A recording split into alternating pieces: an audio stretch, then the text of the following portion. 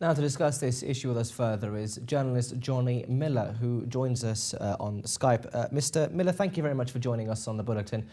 Firstly, is Poroshenko starting to crack under the pressure of being perceived as allowing the two eastern regions to cement their positions?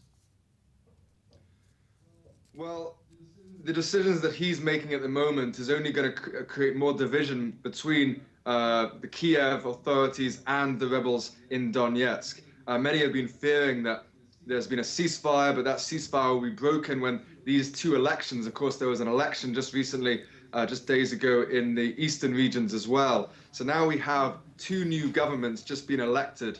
One very pro-Western, ultra pro-Western government in Kiev, and an ultra pro-Russian government in Donetsk. In your report, you also highlighted some decisions made by Poroshenko, cancelling special status for the East, and also stopping money traveling to the East. So that's only going to divide these two regions further. And of course, he's said now that he's sending troops to the East, and many fear that, that now the ceasefire, which has been broken before with violence, both sides blame each other, but many fear violence is going to start up again.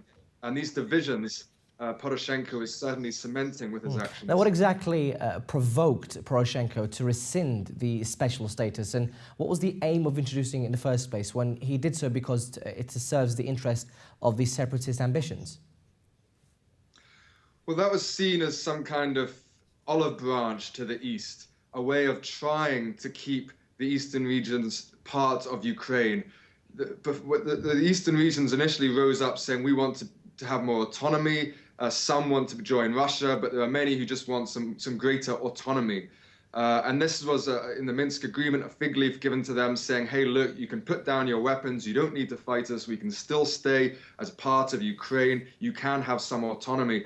But it seems now that the rebels have been so entrenched in the east. Just before the ceasefire was announced, it surprised many that it was the rebels who were making grounds, pushing back the Ukrainian army.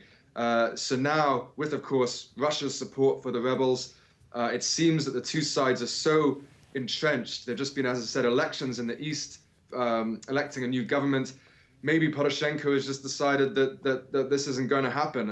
And many fear that if he's not going to stand by the Minsk agreement, well, the only way out, the only next step is military force. Now, with his decision to cancel a law giving the region special status, does that mean it's back to square one? And as you said, the inevitability of more fighting and more bloodshed?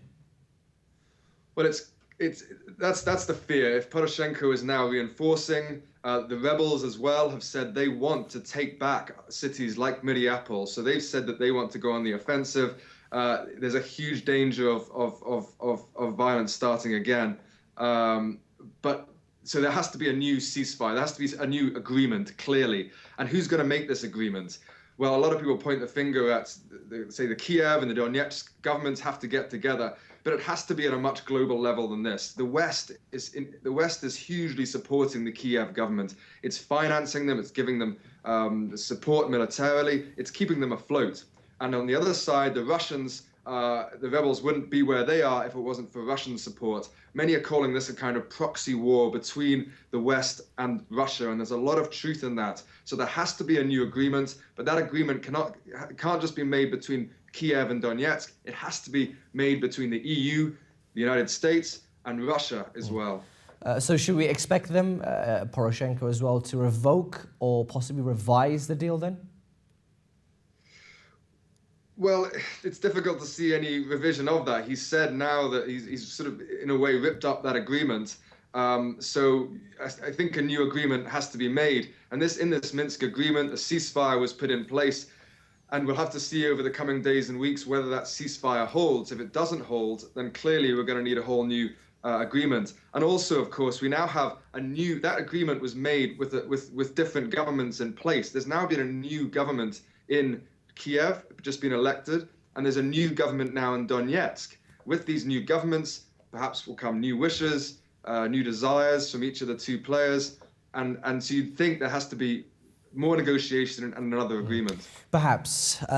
We've just got to leave it there, Mr. Miller. Johnny Miller, who is a journalist, joins us on Skype. Thank you very much for your time.